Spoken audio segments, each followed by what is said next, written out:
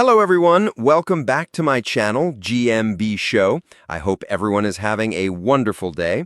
This morning was hit with 576 Ofcom complaints after Rylan issued a blunt statement on the UK's small boats crisis. In a candid speech, Rylan said on Live on Air last week, "This country is built on immigration, legal immigration.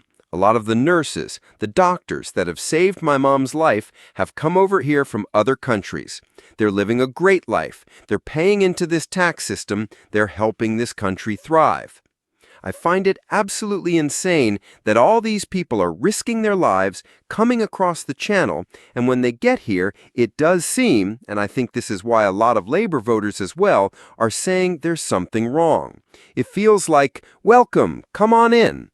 That's the narrative we're being fed. Here's the iPad, here's the NHS in reception of your hotel, here's 3 meals a day, here's a games room in the hotel, have a lovely time and welcome." He continued, "There are people that have lived here all their lives that are struggling. They're homeless. Let's not even discuss our homeless. There are people living on the streets, veterans, all of this. Let me be honest. Everyone's going to have an opinion about this, and you're going to upset someone. Something major needs to be done about this. The money that it's costing us, the amount of people that are in this country that we have no idea who they are, what they've done, what they're capable of, and clearly we see a lot of it in the press at the moment. Not all, but some, what some are doing to people in this country." He finished off his statement by claiming that if he touched down at Heathrow Airport as a British citizen and left his passport in Spain, he wouldn't be permitted entry, before questioning, "If I arrive on a boat from Calais, I get taken to a 4-star hotel?" Following the message live on air, Rylan took to Instagram to share another message as he addressed the backlash he was receiving.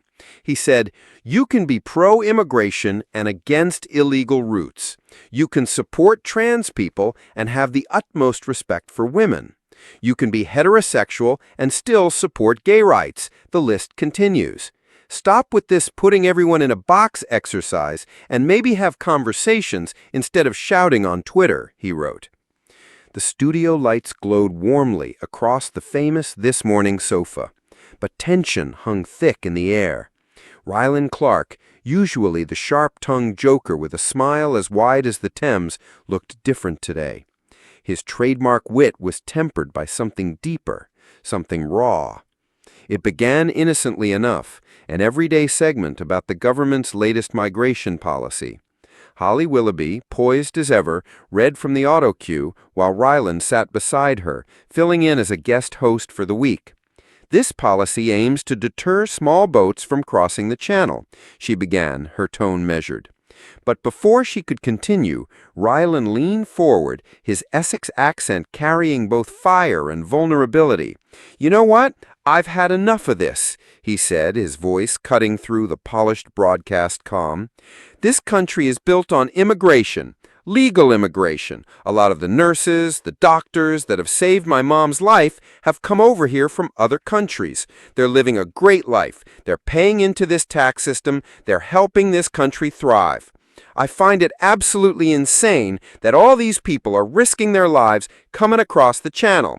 And when they get here, it does seem, and I think this is why a lot of Labour voters as well are saying there's something wrong, it feels like, welcome, come on in. That's the narrative we're being fed. Here's the iPad, here's the NHS in reception of your hotel. Here's 3 meals a day, here's a games room in the hotel. Have a lovely time and welcome." The studio froze. Even Holly blinked in surprise, though she quickly placed a hand on his arm, whispering, "Rylan." But he wasn't stopping. His frustration spilled out in words that weren't rehearsed or polished for prime time. "You can't keep turning people into political footballs. It's disgraceful. If you'd seen what I've seen, the faces of families who've lost everything, you wouldn't sit there and call it a crisis like it's some headline. You'd call it what it is, people needing help." The studio fell silent. Viewers at home leaned closer to their screens. Within minutes, Twitter, or X as it now was, exploded. Some hailed him as a hero, praising his courage for speaking out live on air. Others accused him of being unprofessional, of turning entertainment into politics.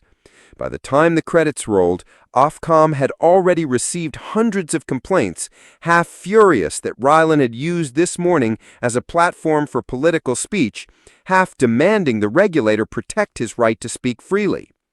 Backstage, Rylan sat with his head in his hands. He wasn't naive. He knew he'd lit a fuse. "Maybe I shouldn't have said it like that," he muttered. But when he looked up, Holly gave him a small smile. "Maybe you said exactly what people needed to hear." That night, the tabloids were ablaze. "Rylan's Migrant Meltdown," screamed one. "Hero Rylan speaks truth to power," declared another. The Ofcom row rumbled on for days, dividing public opinion. But Rylan remained firm, appearing later on social media to say, "If caring about people makes me controversial, then so be it. I'd rather speak my truth than sit quiet while lives are treated like headlines." For once, Rylan wasn't trending because of his laugh or his outfits, but because he dared to shake daytime TV with honesty. And whether you loved him or loathed him, one thing was certain: nobody would forget the morning he turned this morning upside down.